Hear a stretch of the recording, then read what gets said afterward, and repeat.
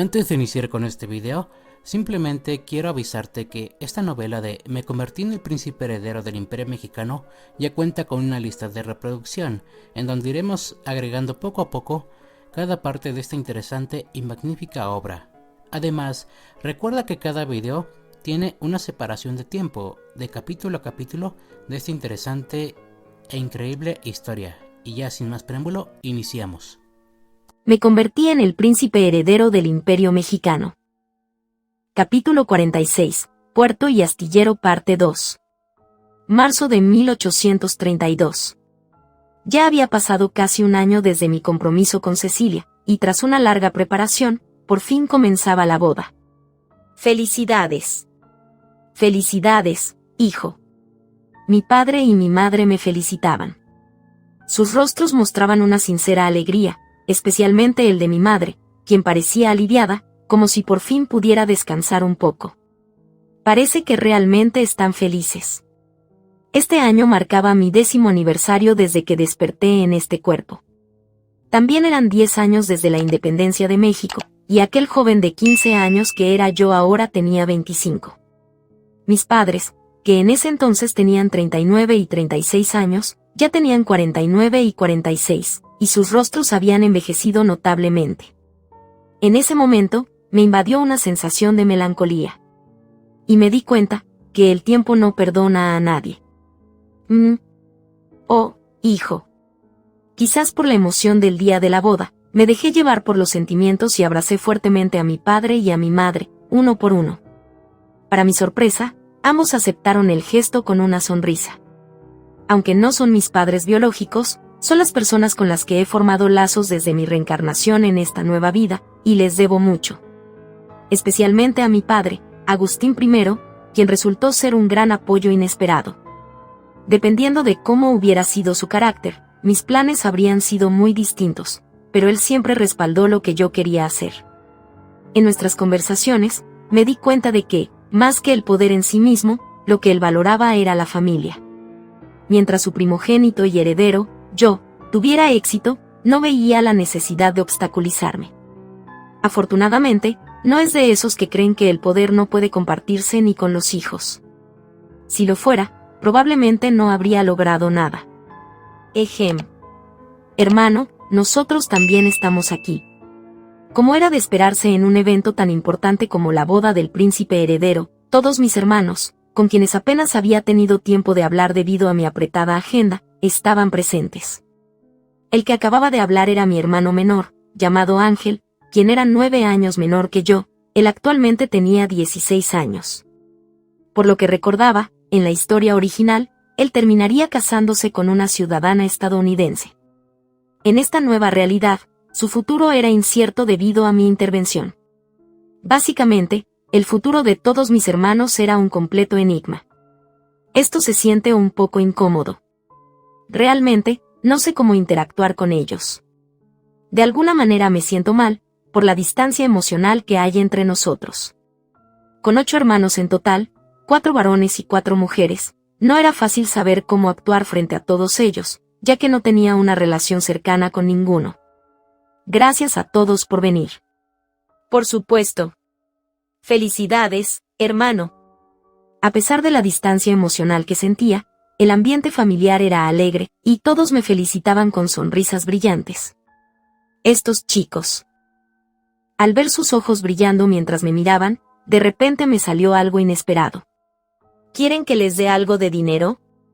¿Qué quieres decir con darnos dinero? Preguntó una de mis hermanas.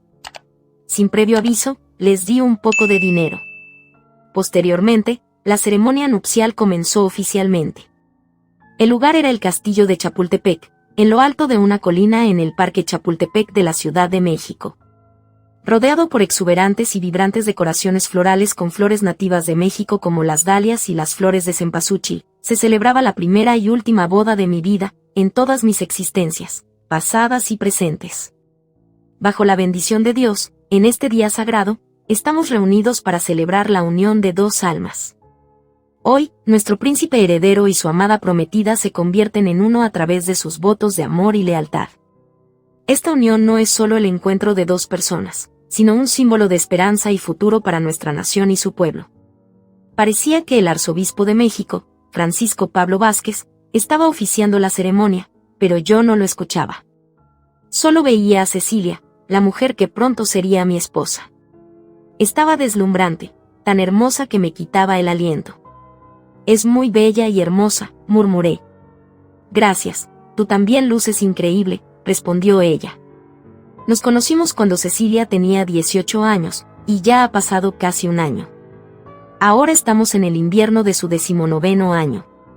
En nombre de Dios, ante todos los aquí presentes, bendigo esta unión y ruego por la prosperidad y felicidad de nuestro país. Que este matrimonio sea un símbolo de amor y devoción eternos. El sermón del arzobispo continuaba, pero yo seguía absorto en la belleza de Cecilia. Antes de darme cuenta, la ceremonia ya había terminado. No sé cómo pasó tan rápido, pensé. Por otro lado, muchos invitados asistieron a la boda. Felicidades por su matrimonio, Su Alteza, me dijeron políticos nacionales y diplomáticos de países como Inglaterra y Francia, quienes me ofrecían felicitaciones formales mientras dejaban su presencia registrada. Gracias por invitarme, Su Alteza, dijeron. Es lo mínimo que podía hacer. Soy yo quien agradece su asistencia, respondía cortésmente. También había invitado a los empresarios que gestionaban mis compañías. Y a los amigos y compañeros que hice durante la escuela militar. Alteza, ¿no se ha casado un poco tarde?, dijo Lorenzo, uno de mis antiguos compañeros. Lorenzo, ¿qué clase de comentario es ese?, lo regañó Eduardo. Tranquilo, está bien, Eduardo, respondí. Mis compañeros de la Academia Militar, como Lorenzo y Eduardo, ya se habían casado años atrás. Otros invitados incluían a Manuel, que ahora era coronel, y otros viejos conocidos. Sin embargo, no todos los invitados eran amistosos. Alteza, es un placer conocerlo. Soy el general Antonio López de Santa Anna. Felicitaciones por su matrimonio. Mi padre me ha hablado de usted. Le agradezco su presencia, respondí. Incluso el general Santa Anna, considerado una de las mayores amenazas para el país, había asistido. Quizás ya no sea necesario ser tan cauteloso con él, reflexioné. Han pasado unos 8 años desde que el Imperio mexicano alcanzó un periodo de estabilidad. Mientras no se le permitan obtener demasiados méritos, podría ser una espada útil para el Imperio. Después de saludar al general Santa Anna, logré tomar un respiro, solo para que otro hombre se me acercara. Hola, buenas tardes, es un honor conocerlo, Su Alteza. Soy Anthony Butler, de los Estados Unidos. Gracias por invitarme a su boda, Alteza. Espero que esta ocasión fortalezca aún más la amistad y la cooperación entre nuestros dos países. Habla como un verdadero diplomático, pensé. Sin embargo, algo en este hombre me molestaba, tenía un mal presentimiento. Gracias, embajador. Creo que es crucial que ambas naciones se entiendan y cooperen, dije, pensando en mis verdaderos sentimientos. No hagas tonterías. Estoy totalmente de acuerdo con usted, Alteza. De hecho, en este espíritu de cooperación, me gustaría proponer una discusión sobre la región de Texas. Creemos que esta área tiene gran importancia para ambos países, y me gustaría explorar formas de trabajar juntos en beneficio de ambas naciones.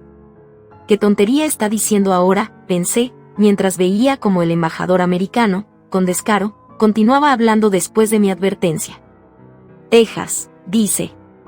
En este mundo, al igual que en la historia original, los presidentes de los Estados Unidos, John Adams, en 1827, y Andrew Jackson, en 1829, propusieron la compra de Texas. La única diferencia en esta ocasión fue el precio. Mientras que John Adams inicialmente ofreció $1 millón, aumentó su oferta a 3 millones, y Andrew Jackson, quien ofreció 5 millones, llegó a ofrecer $7.5 millones. ¿De verdad creen que lo venderíamos? Era prácticamente una oferta para que vendiéramos el país. Quiero comprar todo Texas por $10 millones. ¿Qué opina? ¿Y por qué me está diciendo esto a mí? El Ministerio de Relaciones Exteriores del Imperio Mexicano ha sido muy intransigente. Sin embargo, el imperio es de la familia imperial, ¿no es así? Si acepta esta propuesta, le daré a usted personalmente $5 millones. Honestamente, tenía ganas de golpear a este tipo, por su descaro, pero no podía perder la compostura. Simplemente respiré profundo. Solo era una típica maniobra estadounidense, similar a lo que intentaron en la historia original cuando ofrecieron sobornos al general Santa Anna para comprar Texas durante su mandato. Quizás pensaron que era una propuesta audaz, pero parece que no hicieron su tarea, o no se molestaron en investigar lo suficiente para saber cuán rico soy realmente. Idiotas descarados. Pensé. Si me ofrecen $100 millones, podría considerarlo. ¿$100 millones? ¿Está hablando en serio? Preguntó el embajador Anthony Butler, un poco inseguro. Inmediatamente cerré la conversación. Es una forma de decir que no. No vuelva a hacerme una oferta como esa. ¡Qué lástima! Al ver a estos estadounidenses mostrando de manera tan descarada su codicia por territorio en mi boda me hizo reafirmar mi resolución. Esta conversación es una advertencia de que no debo bajar la guardia. No dejaré que me arrebaten Texas. Primero, mataré a los Estados Unidos, antes de dejar que nos roben territorio. Estados Unidos es mi enemigo. El enfrentamiento con Estados Unidos es un destino inevitable. Por otro lado, una de las razones por las cuales no me agradaban los Estados Unidos, se debe a que siempre impusieron su voluntad en muchas naciones alrededor del mundo. Especialmente en los países de Sudamérica, lo que solo provocó inestabilidad política y conflictos armados aún peores. Si algo aprendí de la historia de mi vida pasada, fue que los Estados Unidos, con tal de asegurar su poder e influencia en América, siempre promovían golpes de Estado proamericanos, para desestabilizar países que no se alineaban con ellos. En el peor de los casos, estos golpes de Estado eran financiados y organizados por los propios norteamericanos, lo cual llevó a establecer peores gobiernos encabezados por dictadores. Como resultado, la inestabilidad política seguía presente en toda Sudamérica hasta nuestros días. Era triste y lamentable. Sudamérica necesita tener la oportunidad de desarrollarse. Y los Estados Unidos no deben interferir. Lamentablemente, la inestabilidad política siempre lleva al colapso económico, y la quiebra económica de un país es el terreno ideal para que florezca el crimen y la delincuencia, especialmente el crimen organizado, el cual tenía un gran poder e influencia en muchas naciones. Como resultado, fue que muchos países sudamericanos terminaron infestados de carteles y tierras dominadas por el narcotráfico, como el propio México. Era indignante y preocupante que el crimen organizado tuviera mucho poder e influencia en el gobierno de muchos países. Uno de estos ejemplos de mi antiguo mundo fue Colombia, donde el gobierno fue superado y el país casi fue dominado por Escobar. Al final, los americanos tuvieron que intervenir para impedir que esto pasara. Incluso el México de mi vida anterior tenía zonas que eran dominadas por organizaciones criminales muy poderosas, y el gobierno era incapaz de hacerles frente. Estos problemas derivados del crimen organizado, al final solo le trajo a los Estados Unidos un gran problema de tráfico de drogas y una gran migración ilegal, de personas desesperadas que se dirigían en masa a su frontera sur con México, en busca de oportunidades y un futuro mejor. Sin duda, esto es una situación desastrosa en el mundo de mi vida anterior. La única forma de evitar esto es quitarle a los Estados Unidos la hegemonía del continente. 10 de marzo de 1832. Después de la boda, finalmente tuve un descanso tras mucho tiempo de trabajar y supervisar varios proyectos. El tiempo pasó tan rápido que me recordó a los permisos de cuando estaba en el ejército en mi vida anterior. Una semana después, llevé a mi padre, al ministro de Finanzas y a los diputados del Partido Imperialista a Morelia para mostrarles la presa y las instalaciones de irrigación que habíamos terminado. Esto es increíble. Realmente es un espectáculo impresionante. Sí, padre. Será excepcional para la prevención de inundaciones y el suministro de agua para la agricultura, le respondí mientras caminábamos por la parte superior de la presa de Coincio. Además de prevenir inundaciones y suministrar agua para la agricultura, la presa también proporcionaría agua potable, mejoraría la calidad del agua, fomentaría actividades recreativas y protegería y restauraría el ecosistema, aunque estas funciones eran difíciles de explicar en este tiempo. Ahora, vayamos a ver las instalaciones de irrigación. La bomba está instalada aquí en la presa. Aunque no era la temporada principal de siembra, podíamos hacer una demostración. Activamos la bomba de vapor preparada de antemano. SSSHHH. El sonido de la bomba de vapor arrancando llenó el aire, como si un gigante exhalara profundamente. Se escuchaba claramente el agua siendo succionada hacia las enormes tuberías conectadas a la bomba.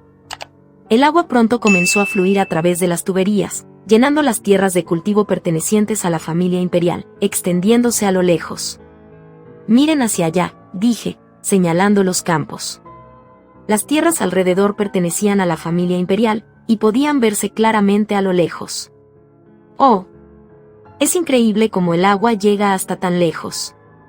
A menos que haya una sequía severa, el suministro de agua será constante. El ministro de Finanzas y los diputados también estaban impresionados.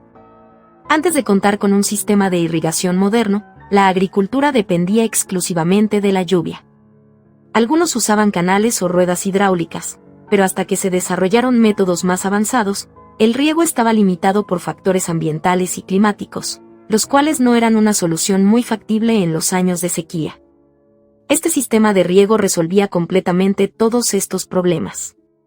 Al asegurar un suministro constante de agua a las granjas, la productividad agrícola aumentará considerablemente. Además, permitirá el cultivo de variedades de plantas que antes eran difíciles de cultivar, expliqué a los diputados y al ministro de Finanzas sobre los efectos del sistema de riego. El ministro de Finanzas es quien aprobará los pedidos para las granjas estatales, mientras que los diputados lo harán para sus propias extensas propiedades. Su Alteza, disculpe, pero ¿sería posible esperar a ver cuánto aumenta la producción antes de tomar una decisión?, preguntó el ministro de Finanzas. Parece que prefieren ver resultados antes de comprometerse. No me molesta. Los resultados hablarán por sí solos. No es algo que deba apresurarse. De cualquier manera, ya tenemos suficiente trabajo acumulado, así que no hay necesidad de acelerar los pedidos. Ese mismo día, regresamos a la Ciudad de México en tren. Justo cuando estaba a punto de descansar, mi padre me llamó. «Padre, ¿me llamabas? Veo que estás ansioso por implementar rápidamente la presa y el sistema de riego. Te ayudaré con eso, pero hay algo que necesitas hacer», dijo mi padre, yendo directamente al grano. «¿Qué es lo que debo hacer?», le pregunté. «Ajá. Hace algunos años trajiste a unos técnicos navales de España, ¿no es así?», comentó. Ya habían pasado más de 4 años desde aquello. «Sí, padre. Dicen que sin un astillero adecuado no se pueden construir barcos de guerra. Estamos invirtiendo en la construcción de uno, pero parece que no avanza como debería. Ya que parece que tienes talento para la construcción, ¿podrías ayudarnos con esto?». Había asumido que todo iría bien, ya que había conseguido a los técnicos y teníamos el dinero necesario, así que no me preocupé demasiado por el tema. Suspiré en resignación. ¿Es mucho pedir que algo simplemente funcione bien por sí solo? El Imperio Mexicano carece totalmente de experiencia en la industria naval. Los españoles no eran idiotas, y nunca permitieron que sus colonias desarrollaran una marina poderosa. Así que, aunque trajimos técnicos de España, pensar que la construcción del astillero avanzaría sin problemas fue una tonta ilusión de mi parte. Este maldito imperio mexicano requiere mi atención en absolutamente todo. También tengo que lidiar con las tribus comanches y los mayas. No me queda más opción. Fortalecer nuestra armada es demasiado importante para el futuro. Entendido, padre. Aunque es un poco desalentador tener que encargarme personalmente de algo que pensé que estaría resuelto, ha llegado el momento de sentar las bases para el fortalecimiento de nuestro poder naval. Este es un paso primordial para hacer de México una potencia marítima. Capítulo especial. Cecilia, una joven con un futuro incierto. Primera parte. Cuando era niña, me encantaba recorrer los grandes campos de las plantaciones que rodeaban la gran hacienda de mi abuelo.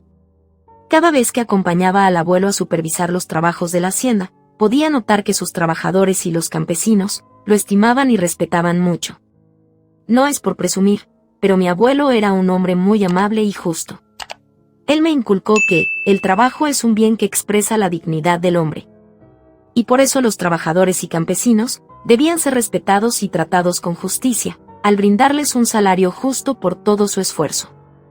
Y sobre todo, al final, ellos también son personas que tienen sueños y esperanzas. Esos fueron valores que él me inculcó fervientemente. En aquel entonces, el ambiente en la hacienda era pacífico. Sin embargo, la situación del país era caótica e inestable debido a la lucha por la independencia por escapar del dominio de España. En aquel entonces, no entendía del todo bien ese conflicto. Debido a ese motivo, mi padre viajaba mucho a la capital y a otras ciudades cercanas, para buscar información sobre la situación política del país. Había ocasiones en que mi padre se ausentaba por semanas, e incluso por meses, pero cuando regresaba me llenaba de afecto y regalos, y por las noches me leía libros. Debo admitir que una de mis grandes aficiones era leer. Bien se decía que la literatura era una forma de arte. En aquel entonces, no sabía el por qué, pero de alguna manera, sentía que los libros me abrían un mundo a nuevos conocimientos y enigmas. Simplemente me encantaban los libros, religión, historia, geografía, matemáticas, física, geología, química, biología, arte, lenguaje, ficción, eran los temas que me causaban gran interés e intriga. En aquel entonces, ignoraba que esa afición mía no era muy bien vista en una señorita. Por otro lado, mi madre y abuela me instruían en etiqueta y me impartían clases de modales. Recuerdo que durante uno de los viajes de mi padre a la capital, que duró alrededor de 2 meses, él regresó bastante feliz, y nos informó que la guerra y todo conflicto había terminado finalmente y que el país había logrado la independencia de España. A pesar de que los españoles se negaron a reconocer la derrota, por otro lado, Francia e Inglaterra apoyaron y reconocieron a México como una nación independiente. Sin embargo, mi padre nos dijo que a pesar de haber salido victoriosos, la situación actual del país era precaria, y había mucho trabajo por hacer. Y debido a eso, decidió aceptar una invitación para unirse al Partido Republicano con el objetivo de reformar y reconstruir al país. Fue así que nos mudamos temporalmente a la Ciudad de México. Si soy sincera, en un principio el viaje a la capital del país me pareció fascinante, pero me entristecía dejar a mis abuelos atrás. El mudarse a la Ciudad de México fue toda una experiencia. Era un entorno nuevo lleno de posibilidades. Pero, a pesar de la distancia, siempre les escribía cartas a mis abuelos para saludarlos y saber cómo estaban. En un principio, las cosas fueron bastante bien. Mi padre disfrutaba mucho de su nuevo trabajo como diputado, y era atento y amoroso como siempre conmigo. No obstante, uno de los grandes beneficios que obtuve al mudarme a la capital fue el hecho que tenía acceso a más libros. Aunque los libros eran caros, mi familia contaba con una buena posición económica. Todo parecía ir muy bien, hasta que una tarde, mientras me encontraba leyendo un libro en el jardín de la mansión, mi padre regresó bastante molesto en compañía de algunos de sus amigos del Partido Republicano. Verlo así, me inquietó bastante, nunca antes lo había visto tan furioso. No sabía qué le había pasado. Por curiosidad, lo seguí, y me acerqué cuidadosamente a la puerta de su despacho, para escuchar a escondidas. Quería saber qué estaba pasando. ¿Qué demonios pasa con ese mocoso? Nos hizo quedar como unos completos idiotas, gritó mi padre. ¿Quién era ese mocoso al que se refería? Debo admitir que su razonamiento tiene lógica. El país está en una situación financiera desastrosa. Prácticamente las arcas están vacías, y de momento es imposible obtener ingresos de la recaudación de impuestos. Además, tenemos grandes deudas con Inglaterra, Francia y Estados Unidos. La única forma de inyectar dinero y restablecer la economía del país es confiscar los bienes de los peninsulares, como el príncipe heredero sugirió, respondió uno de sus amigos diputados. Sí, entiendo eso, pero es indignante que no se nos haya ocurrido a nosotros. Y lo peor de todo, es que no teníamos ninguna razón válida para oponernos a tal propuesta. Si nos hubiéramos opuesto a la confiscación de bienes, nuestra facción habría perdido el apoyo del pueblo. En cambio, ¿quién diría que el príncipe heredero era un estratega y un manipulador bastante hábil? Lograr la verdadera independencia, vaya propuesta tan audaz. Si tiene algo del talento de su padre, vamos a estar en serios problemas, dijo mi padre. Concuerdo con Sebastián. Ese mocoso no es normal. A pesar de que lo confrontamos entre varios camaradas, el chico no se doblegó y refutó con argumentos sólidos todas nuestras objeciones. Y para colmo demostró ser un genio, y nos terminó dejando en ridículo. Debemos vigilarlo, dijo otro diputado que apoyaba a mi padre. ¿Quién era ese tal príncipe heredero? Me hice esa pregunta, mientras seguía escuchando la conversación a escondidas. Saben, escuché que una de las grandes haciendas que está en proceso de ser confiscada, posee una mina de plata. Pero lo más importante, es que cuenta con una bodega llena de lingotes y monedas de plata. ¿Qué les parece si nosotros nos adelantamos antes de que lleguen a reclamarla? ¿Estás loco? ¿Qué parte no entendiste acerca de que la situación financiera del país es precaria? Esa inyección de capital ayudaría mucho a la recuperación del país, respondió uno de los presentes. Me quedé impactada ante tal propuesta. Quise seguir escuchando, pero mi madre apareció de repente, y más tarde me reprendió por estar escuchando conversaciones ajenas a escondidas.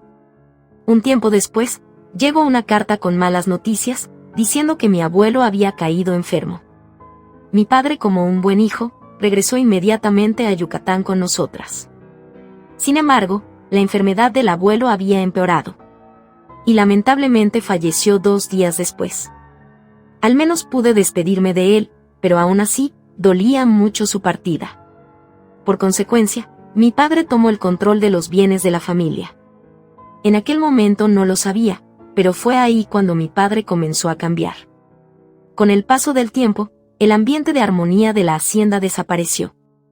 Mi padre retiró toda ayuda innecesaria a los trabajadores y a los campesinos, que anteriormente mi abuelo les había otorgado. No sé cómo, pero mi padre parecía otra persona.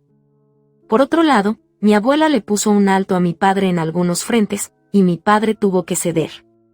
Más tarde me enteré que gran parte del patrimonio familiar provenía de la familia de la abuela. Con el paso de los años, mi padre se obsesionó con la política, y siempre despotricaba acerca de los traidores que se pasaban al bando de la familia imperial. Y que el gobierno de Agustín I era autoritario y sobre todo, era un gran obstáculo para que los republicanos pudieran reestructurar al país y llevarlo por el buen camino. No obstante, su actitud empeoró aún más, cuando el príncipe heredero salió victorioso frente a España, en la batalla de Tampico. Y en las negociaciones de paz, les arrebató Cuba. Sus arrebatos eran molestos. Malditos imperiales, lo escuché gritando en una ocasión. Por otro lado, cuando cumplí 13 años pude notar un gran cambio en la capital. De alguna manera, había cierto nivel de estabilidad y mejora en la sociedad. La situación política y económica del país mejoraba poco a poco. Debo admitir que algunas de las decisiones del gobierno fueron muy acertadas. Incluso había ocasiones en que cuestioné a mi padre con argumentos sólidos acerca de sus quejas en contra del gobierno actual. En respuesta, él me prohibió el acceso a la biblioteca de la finca. Me dijo despotamente, ¿qué va a saber una mocosa como tú acerca de asuntos políticos? Tu único deber es preocuparte por aprender los modales necesarios para algún día ser una buena esposa. Esas palabras me quebraron. Fue ahí cuando me empecé a distanciar emocionalmente de mi padre. Ya no lo reconocía. La situación con mi madre no era mejor, ella me arrastraba a muchas fiestas del té, en donde las conversaciones más importantes era hablar acerca de las últimas tendencias de moda en Europa, y sobre presumir acerca de la riqueza de sus familias. Aquellas conversaciones me parecían vacías. En cambio, cuando intenté desviar la conversación a temas más académicos, el ambiente se sentía muy incómodo. Y más tarde comprendí por qué. En pocas palabras, yo era una joven extraña, porque me gustaba aprender sobre diversos temas, y cuestionar el porqué de las cosas. Eso era algo inaudito e indigno en una señorita de la alta sociedad. Nadie lo dice abiertamente, pero a la mujer siempre se le ha considerado inferior al hombre. Por otro lado, se le da más atención y prioridad a los hijos varones en el ámbito de la educación y la formación académica. En cambio, a las hijas se les ve más como una inversión, o moneda de cambio, para futuros matrimonios políticos ventajosos. Al final, me sentía sola e incomprendida. Cuando llegué a la edad de 15 años, mis padres me obligaron a socializar en muchas fiestas de la alta sociedad. Honestamente, detestaba esas fiestas, y sobre todo detestaba a la gente que asistía, debido a que en su mayoría eran personas superficiales. Sin embargo, logré entablar algunas amistades con dos jóvenes que compartían una situación similar a la mía. La primera se llamaba Marta Díaz Curiel. Ella pertenecía a una familia de comerciantes que tenían varios negocios de importaciones en muchas ciudades importantes alrededor del Imperio Mexicano. Marta se sentía frustrada y menospreciada, porque ella había logrado crear varios negocios exitosos desde cero. Pero al final su padre le quitó el poder y la autoridad sobre estos, y le dio el control a su hermano mayor, quien terminó llevándolos a la bancarrota, por su falta de visión y mala administración. La segunda se llamaba Griselda Márquez Velasco. Ella provenía de una familia de terratenientes, pero también poseían una empresa naviera con una flota de barcos.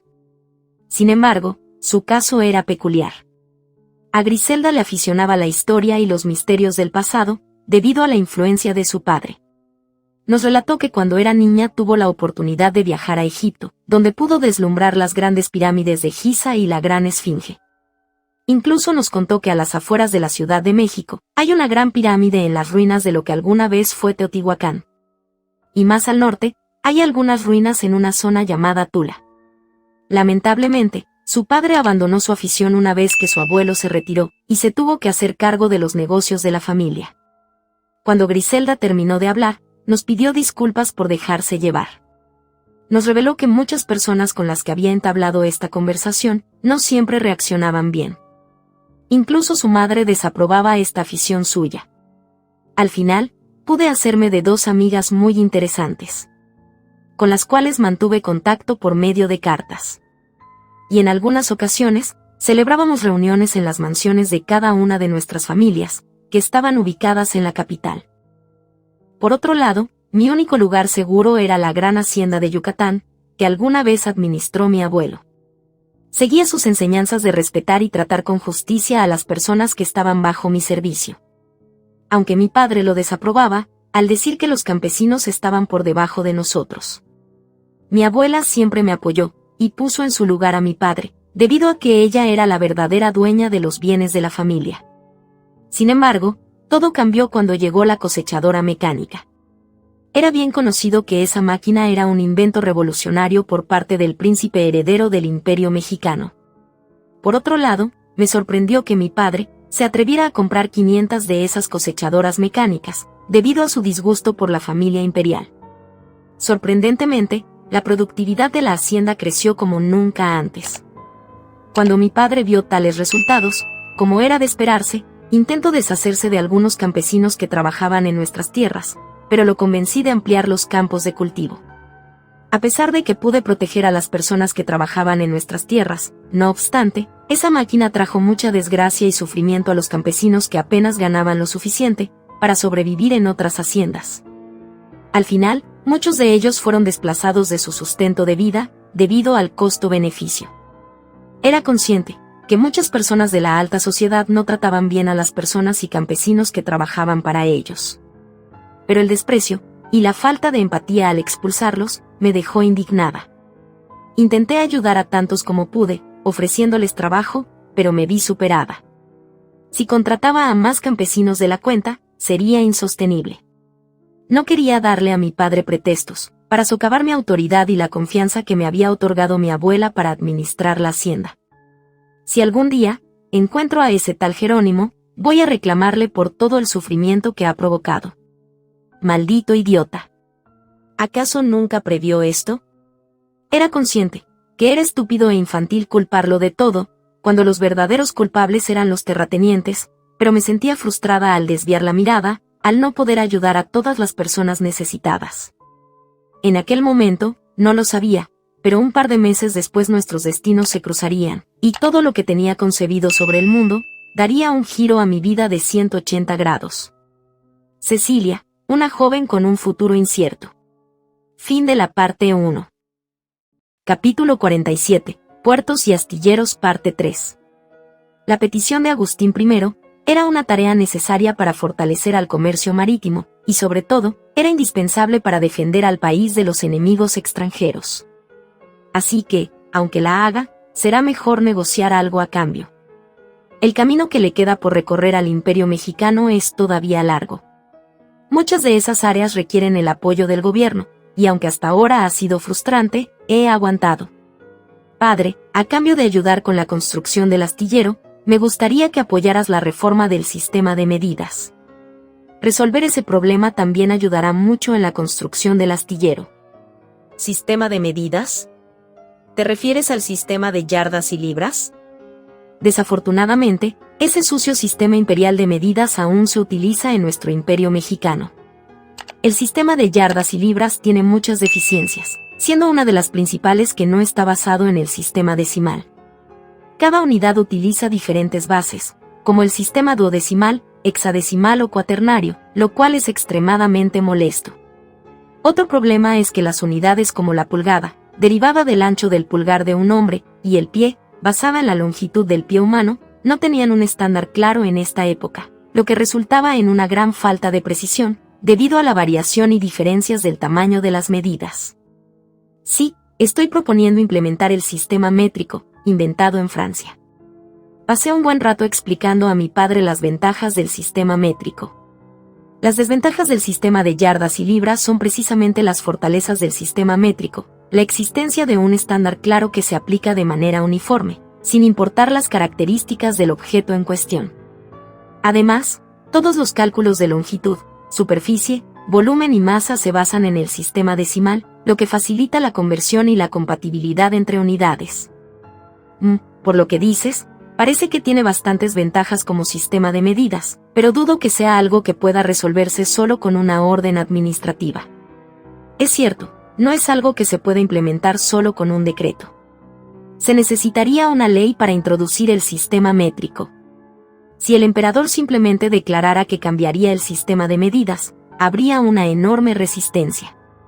El sistema de medidas afecta a áreas cruciales como la actividad económica, la administración y los impuestos. Desde la antigüedad, unificar el sistema de medidas en todo un país se ha considerado un gran logro. Esa es también la razón por la que lo he pospuesto hasta ahora. Al igual que con la ley sobre la bolsa de valores, esta no es una legislación que los republicanos aceptarían fácilmente. Si se implementa con éxito, se convertiría en un gran logro, y los republicanos se opondrían fuertemente. En el pasado, con los conservadores y los republicanos repartiéndose el poder casi a partes iguales, habría sido necesario hacer grandes concesiones a los republicanos para aprobar una ley como esta. Pero ahora las cosas han cambiado.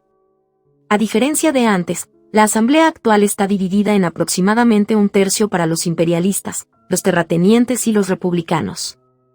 Los terratenientes y republicanos ya no quieren que el poder del imperio crezca, por lo que se opondrán a cualquier logro que fortalezca a la familia imperial. Sin embargo, ahora hay espacio para negociar. Si simplemente dejo que el tiempo pase, el sistema métrico eventualmente se impondrá en todo el mundo y las deficiencias del sistema de yardas y libras quedarán expuestas, lo que llevará a México a adoptar naturalmente el sistema métrico. Pero todavía estamos en una época en la que el sistema métrico no es muy conocido. Padre, si puedes movilizar al partido imperialista, me encargaré del resto. Veo que tienes un plan. Muy bien. Adoptar un sistema de medida superior beneficiará enormemente al país. Gracias, padre. Con eso, me dirigí a buscar al diputado Pedro González, quien, debido a una gran deserción en la cúpula republicana, se había convertido de repente en el líder del Partido Republicano. Es un auténtico republicano, pero no es alguien con quien no se pueda razonar. Es mucho mejor que ese idiota del presidente Rafael Mangino. Fue así que un par de días después concerté una reunión con el diputado Pedro González. Así que, si apoyamos la introducción de ese sistema de medidas llamado métrico, ¿nos apoyarás en la reforma de las leyes sobre las universidades?, preguntó Pedro. Exactamente. ¿No crees que es ridículo que más de la mitad de las materias de cualquier carrera estén relacionadas con la Iglesia? Y también, considerando el vasto tamaño de nuestro imperio mexicano, ¿no crees que el número y la escala de nuestras universidades son lamentablemente insuficientes? Además, la única forma de obtener una educación decente es estudiando en el extranjero. El país necesita de una reforma educativa que lo fortalezca en el futuro. Sí, eso es cierto, respondió, reflexionando por un momento. ¿Es el sistema métrico realmente tan impresionante como para justificar el caos que causaría su adopción? No me parece que el sistema de yardas y libras sea tan malo. Como buen republicano, apoya de inmediato la secularización de la educación, pero es prudente en su análisis. Tal como lo había notado en nuestra primera conversación en la fiesta, parecía ser una persona con talento. Así que, al igual que hice con Agustín I, pasé varios minutos explicándole de manera detallada la barbarie del sistema de yardas y libras y las ventajas incomparables del sistema métrico. Está bien, dijo finalmente. Nos dimos la mano. Esta es la diferencia con los republicanos de antes. Ahora puedo negociar políticas que beneficien a la República, no solo por intereses personales. Además, la reforma educativa es algo que yo también deseaba implementar a su debido tiempo.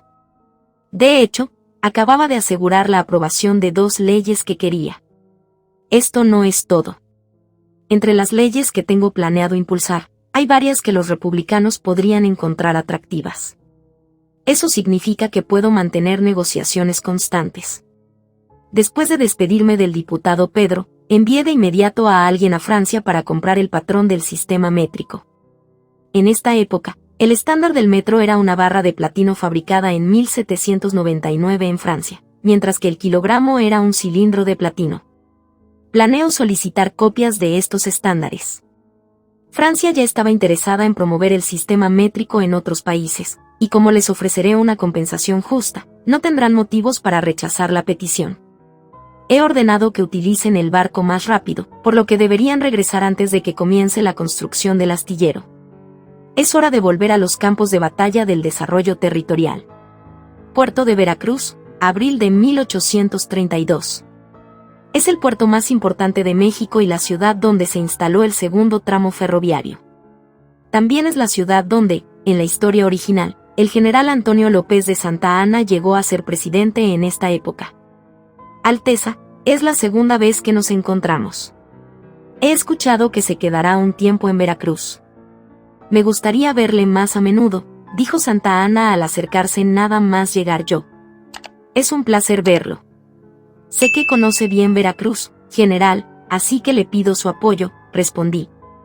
Ja, ja, ja, solo de la orden, Alteza, respondió con una sonrisa. Decidí ser cortés, ya que intentaba ganarse mi favor, pero lo importante aquí es el astillero. Apenas dejé mi equipaje, me dirigí directamente a inspeccionarlo. ¿Es esto el resultado de 4 años de trabajo? 4 años es mucho tiempo. En ese mismo tiempo, yo he construido más de 400 kilómetros de ferrocarril y una presa de tamaño mediano. ¿Y ellos solo han hecho esto? Lo siento mucho, respondió uno de los responsables. Di un suspiro en resignación. No puedo recuperar el tiempo perdido, así que enojarme no servirá de nada. Bueno, al fin y al cabo, no teníamos un astillero adecuado desde el principio, y aunque trajimos a técnicos navales, no esperábamos que supieran cómo construir un astillero. Lo siento, pero tendremos que derribar esto y empezar de nuevo. ¿Qué está diciendo? ¿De verdad cree que esto es un astillero? ¿Acaso este pequeño lugar es digno de ser el astillero de nuestro gran imperio mexicano? Mis disculpas. El astillero era un completo desastre. Era poco más que una estructura de madera con capacidad para construir 2 barcos, equipada con grúas de madera. Había piezas y escombros de madera esparcidos por todas partes, en un caos total. Parece más el taller improvisado de un aficionado que un astillero real. Los técnicos navales saben cómo construir barcos, no astilleros. Además, el personal de la Armada Mexicana tampoco tiene ningún conocimiento sobre construcción naval. En resumen, no teníamos ni las bases ni las personas que supieran qué hacer. Debieron haber pedido ayuda antes. Aunque, supongo que debo alegrarme de que al menos lo hayan hecho ahora.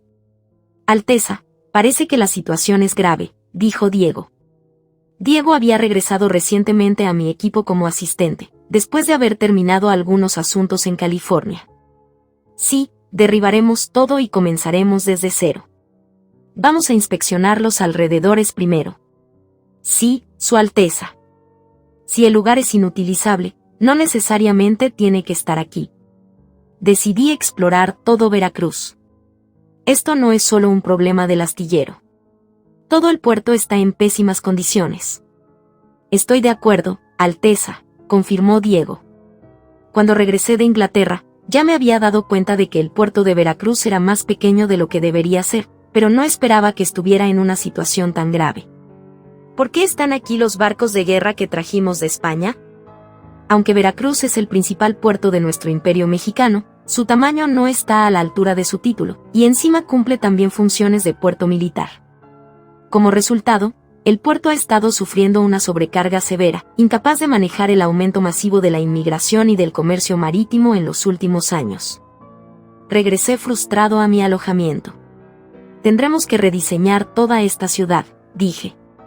Otro gran proyecto, comentó Diego. Sí.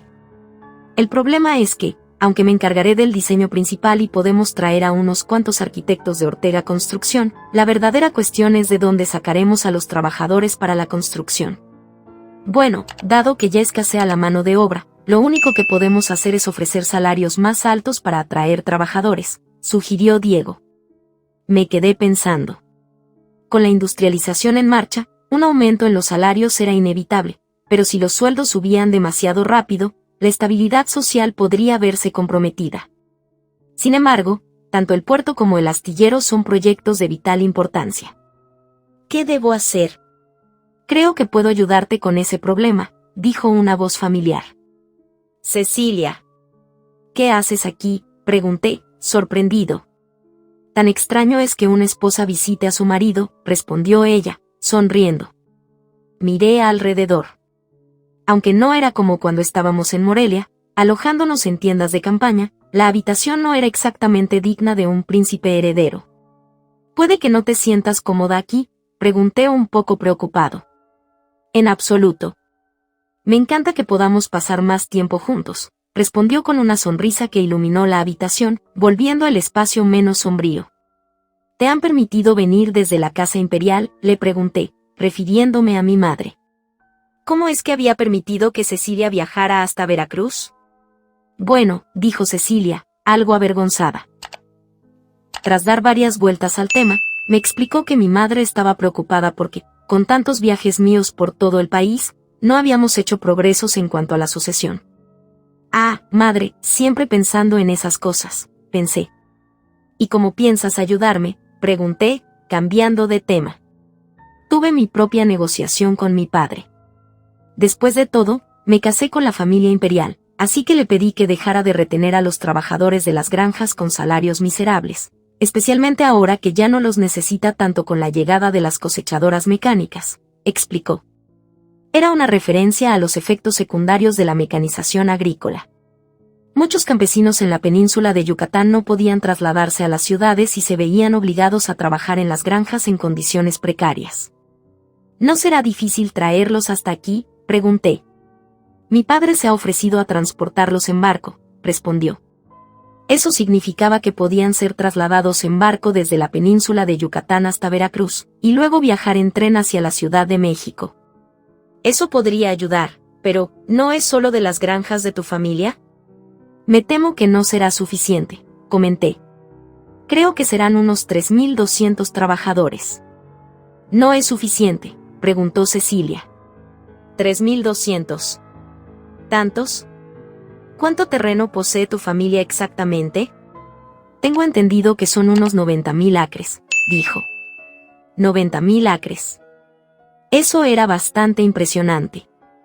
Para ponerlo en perspectiva, la hacienda más grande en la lista de propiedades confiscadas durante la expropiación de tierras, ubicada en Puebla, perteneciente a don Sebastián, tenía 123.000 acres.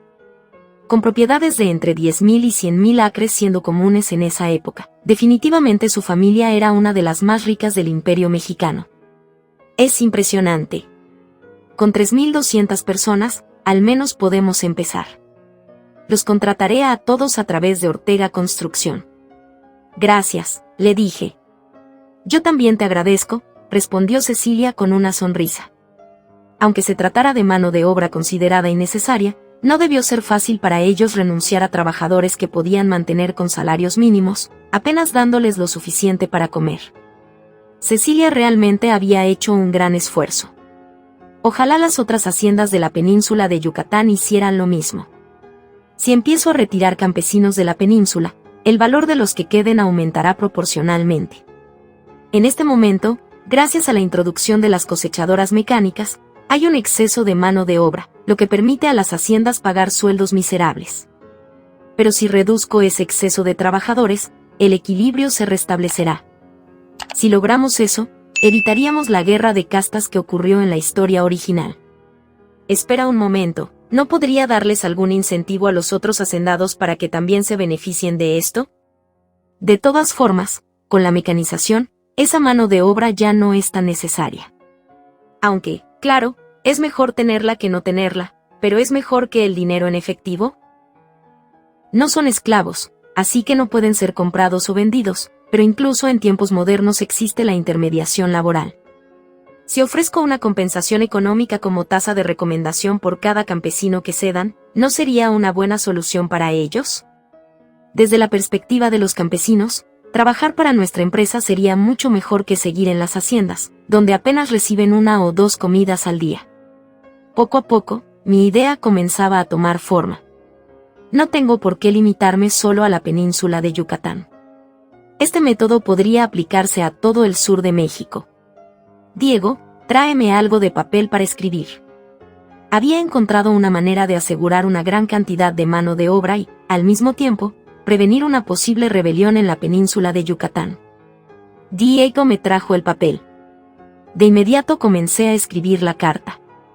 Si este plan tenía éxito, muchas personas tendrían acceso a trabajos mejor remunerados, y podrían alimentar mejor a sus familias.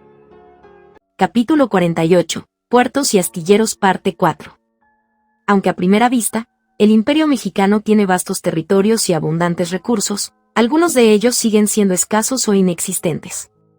Recientemente, con el aumento explosivo en la producción de acero, ha surgido un problema con el suministro de carbón. Con la producción masiva de cosechadoras mecánicas, concreto reforzado, ferrocarriles y locomotoras, era inevitable que esto sucediera. Aunque el Imperio Mexicano tiene suficiente mineral de hierro, no ocurre lo mismo con las reservas de carbón. Es necesario encontrar una solución de inmediato. En esta época, Colombia aún no ha comenzado una extracción intensiva de carbón, pero es bien sabido que cuenta con abundantes reservas. Sería conveniente cooperar con el gobierno colombiano para desarrollar sus minas, le ordené a Diego. Sí, Su Alteza.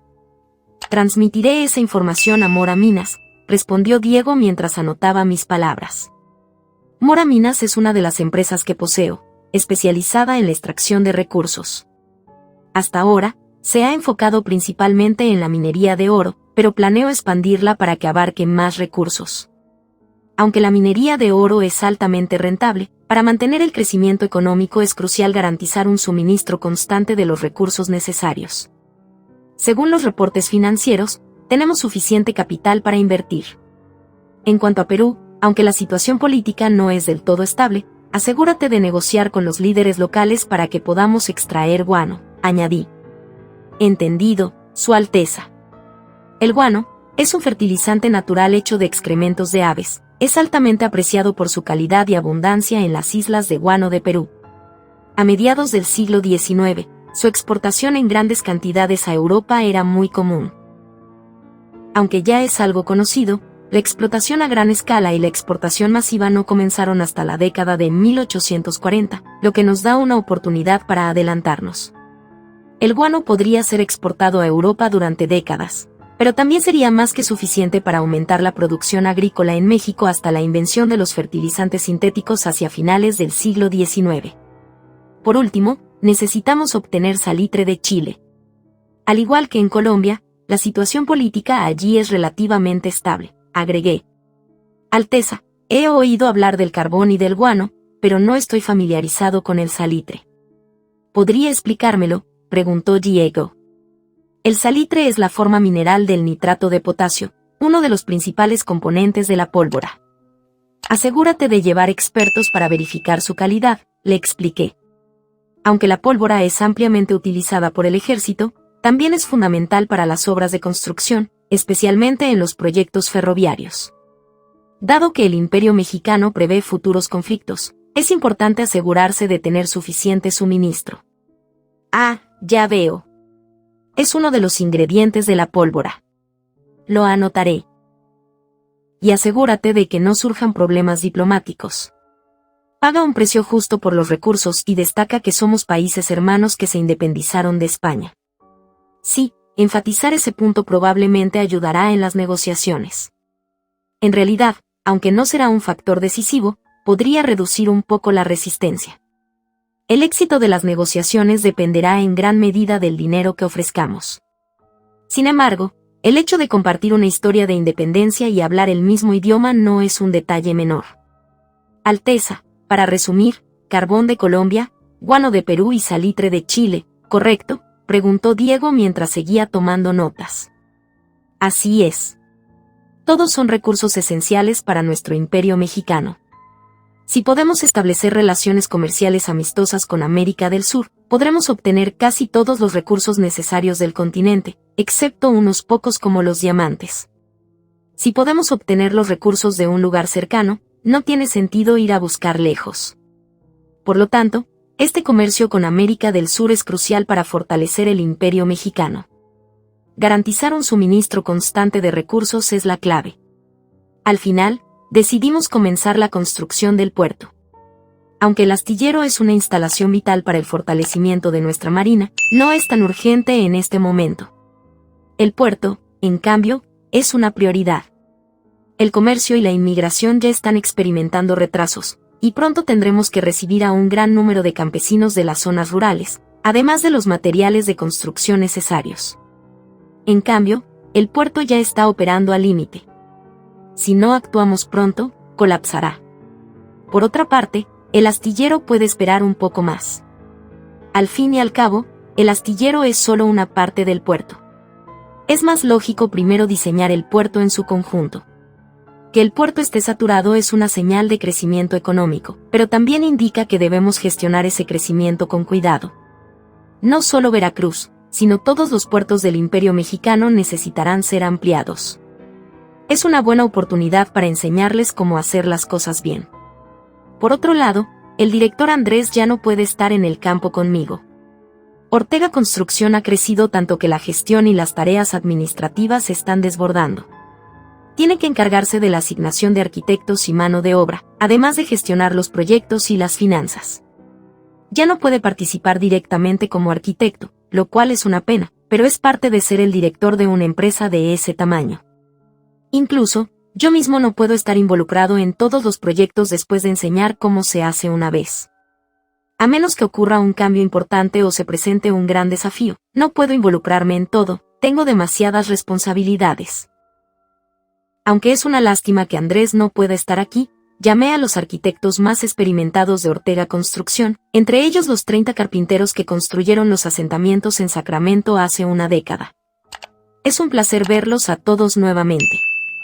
Ya han pasado 10 años desde que construimos esas casas de madera en Sacramento. Es un honor volver a trabajar con usted, Su Alteza. Aún recuerdo esos días con nostalgia. Yo también los recuerdo.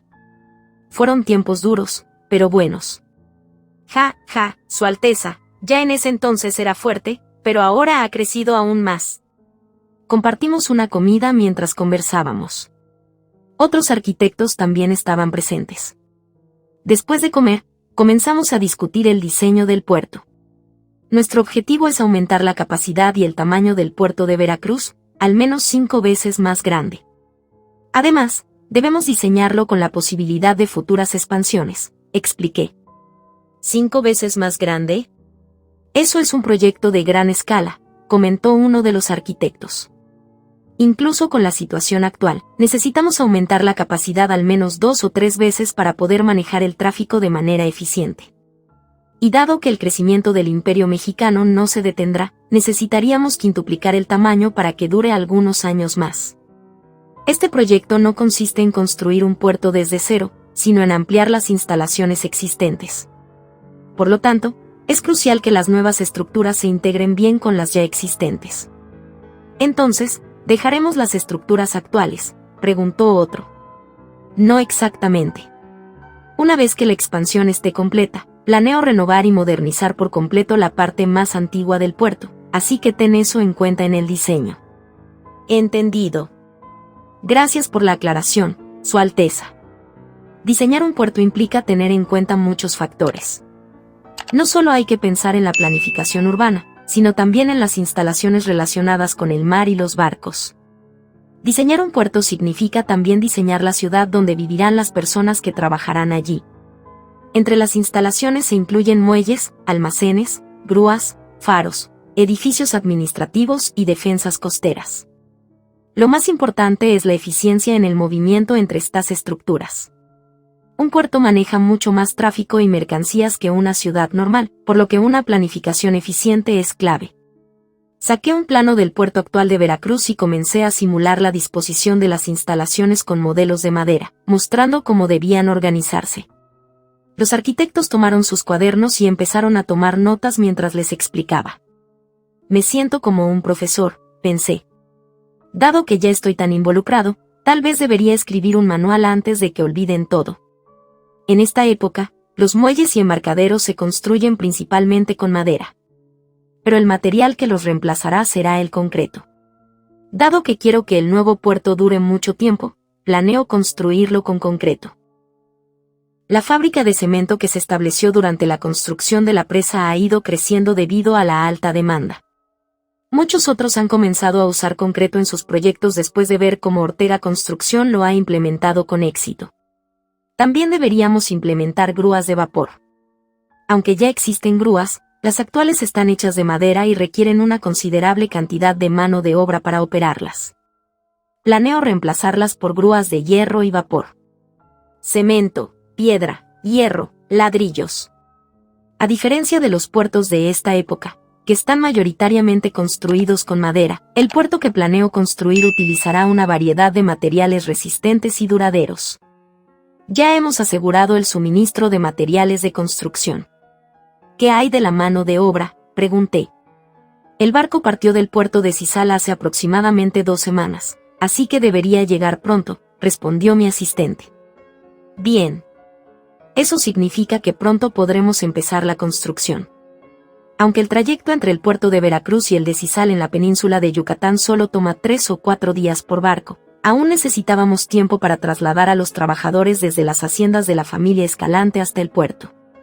Mientras diseñaba, no solo me aseguré de expandir la capacidad del puerto y planificar la logística de los movimientos, sino que también presté mucha atención a la defensa del puerto. En la historia original, en 5 años en el futuro, para ser un poco más preciso en el año de 1838, estallará la Guerra de los Pasteles. El origen de esta guerra es bastante curioso. Todo comenzó cuando un pastelero francés presentó una queja al gobierno de Francia, alegando que oficiales mexicanos habían saqueado su tienda.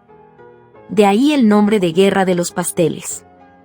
En cambio, Francia no solo exigió compensación para este pastelero, sino también para otros franceses en México, reclamando una indemnización de 600,000 pesos, 300,000 francos.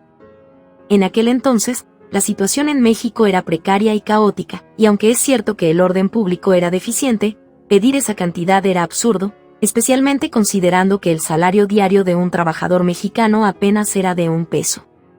En términos de salario, era el equivalente a 1,650 años de trabajo. Claramente, no era una cantidad razonable, sino un pretexto para extorsionar de manera legal. Fue una acción agresiva por parte de Francia. Pensándolo bien, deberíamos instalar algunas fortalezas pequeñas y baterías de cañones por aquí, reflexioné en voz alta. Su Alteza, estoy seguro de que ya lo ha considerado, pero ¿no cree que podría haber demasiadas baterías?, preguntó mi asistente con cautela. ¿Demasiadas? Tal vez tengas razón. Ajustaré el diseño. Francia ganó esa guerra con bastante facilidad. Todo lo que hicieron fue traer una flota y bombardear el puerto de Veracruz, bloqueándolo por completo. En la historia original, el pobre México no pudo resistir el ataque y, tras varios meses de bloqueo, se rindió sin lograr reducir ni un solo peso de los 600,000 reclamados. Aunque en esta realidad el Imperio Mexicano tiene un mejor control del orden, siempre es mejor estar preparados. Por otro lado, Francia no es el único enemigo de México.